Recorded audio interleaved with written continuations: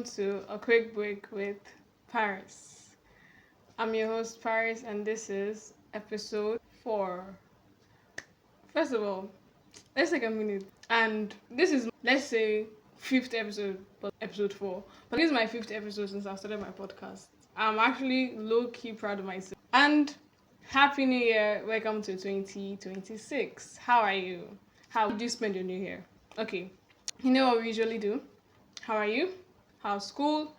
How's life? How's work? And now, how's the new year going? Like, this is the new year, and we all know we had New Year resolutions, and we have New Year resolutions. So, let's talk about that for just a little bit.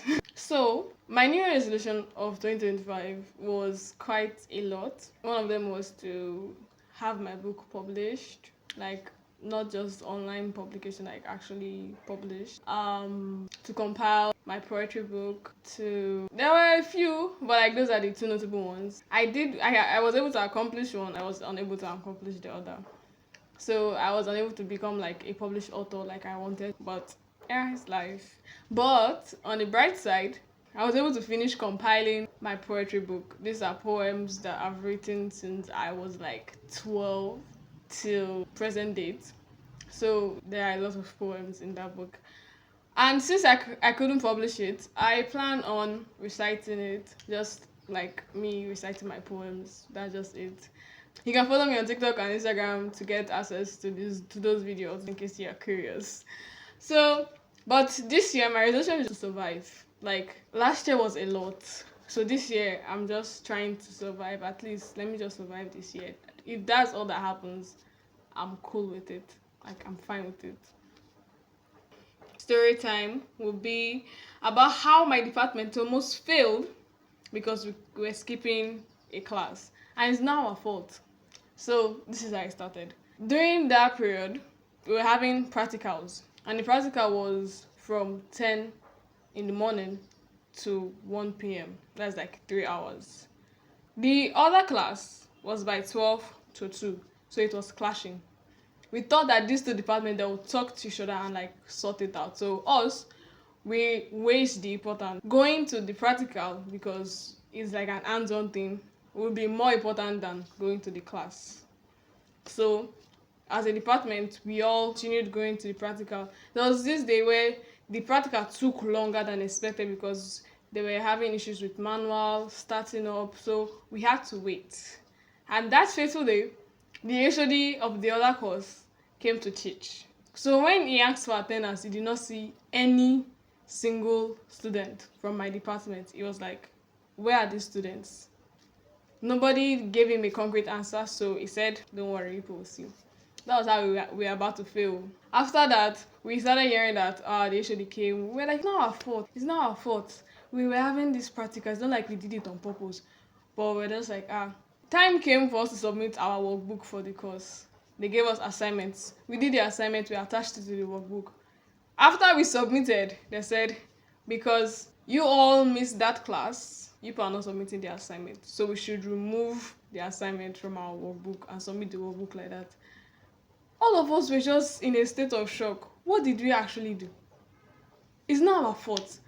We were trying to explain. We were even telling our coordinator, please explain to this man. Explain to the lecturers that it's not like we did it on purpose. But they did not answer us. Either way, we did not fail the course. We were pardoned. But yeah, it was just like a funny thing how the two departments, they could not discuss and come to an agreement of something. Like, it's not like it's us that created the timetable. Just like the funny politics in departments. But yeah, that's just it. And now for the anime of the episode. The anime of this episode is The Millionaire Detective. Or is it Billionaire Detective? I don't know. But yeah, that's it. So this is actually a very funny anime, but there's also the right amount of detectiveness and comedy and bromance. Yes, there's bromance, a lot of bromance, and it's just so sweet. So it's about Daisuke, a very, very, very rich guy, and Haru, a normal detective. So Haru has trauma from like a case, so he got demoted and is working like small cases, while Daisuke is coming from outside the country to Japan to solve a mystery case related to his family. The first day Haru and Daisuke met, there was tension. They did not like each other at all. Like, it was just because Haru did not approve of Daisuke's way of investigating. Because Daisuke, his own is his money. So as long as his money can solve the problem, he will use his money. He does not really care. But Haru is like, we have to do it justly. It has to be right. So Haru and Daisuke, they always clashed on that like ball game. But they found a way to maneuver their relationship and everything was coming together. And it was just so sweet. There were a lot of interesting cases too that they were solving. Funny cases as well. There was one where Daisuke left his house, like his mansion. No, I'm not going to call that place a house. That was a mansion. Where he left his mansion to go and meet Haru. Haru was like, since you're here, help me find this person's dog. So they were looking for the dog. They did not see the dog. Then Daisuke did not go home, and his sister was worried about him. But it's actually very funny because if his money can solve the problem, he will use his money to solve the problem. But apart from the basic surface comedy, there's actually deep plots where Daisuke, like I said at the beginning, Daisuke is trying to investigate a murder surrounding his family. So we found out a lot of plot twists towards the end and a lot of connected scenes and everything. It's actually very interesting. If you're looking for an anime with detective, mystery, plot twist, and comedy, then this anime is for you.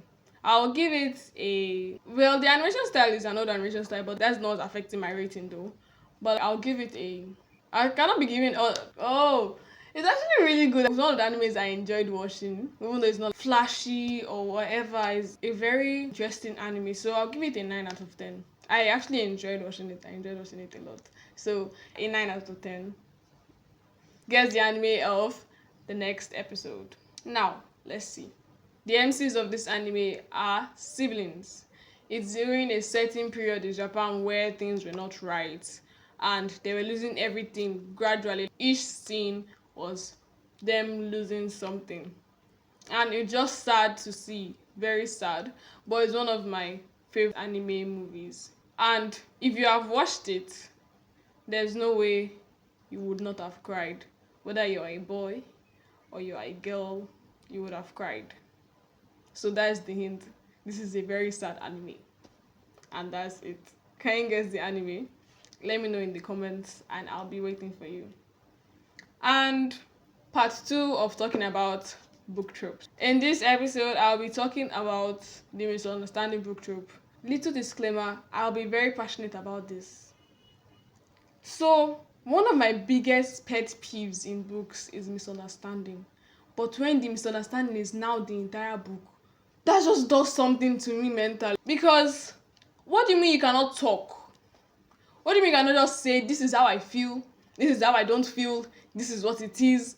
Why can you not speak? Is just the only question I have for you. You're telling me that, look at this scenario now. She's telling him that, look, I'm going far away. And him is like, oh, should I tell her I love her? She's going far away, I'll never get this chance. And in her head, she's like, if he tells me he loves me right now, I will stay forever. And you are looking at each other. So I'm going now. And he's like, bye-bye. Bro, why can people not just talk? Express yourself. You can speak. Do you know that you can actually express yourself and nobody will kill you? Like, I hate it when them just make the misunderstanding the entire book. Let's say in the beginning scene. Oh, how will I describe it now? Let's say in the beginning scene, he was drunk, it was not his fault, and his friend just took him somewhere and there were a lot of girls around him. And she came to confess her feelings and she just saw that. And although she sees that he's not looking in the right state of mind, she just like, oh, I'm going. Okay, no, I have a better example. Let's say he says something to her that he does not really mean. It's not a mean word per se, but he says something to her that it does not really mean, and she holds on to that. I've thought of a better example.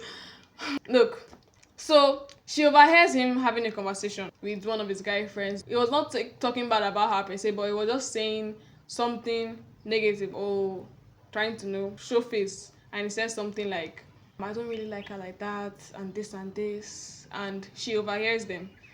And instead of her confronting him right there and then, tell me, or at least waiting and confronting him later, She just runs away and, oh my god, he hates me.